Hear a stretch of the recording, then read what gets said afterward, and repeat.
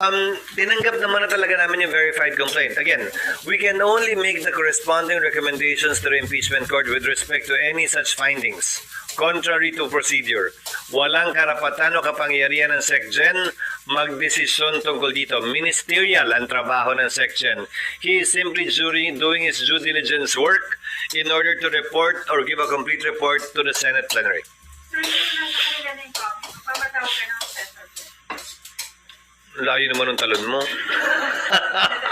Waiting ko po, sir. I have already said, I have no intentions of requesting the President for a special session. Hindi ito isa sa mga bagay na dahilan para magpatawag ng special session ng Senado. Dagdag po dito. Sino bang may gusto na mag-special session kami at mag-trial kami bago mag-eleksyon? Sino ba humihiling nun? Sino? Sino nga? Yung pro,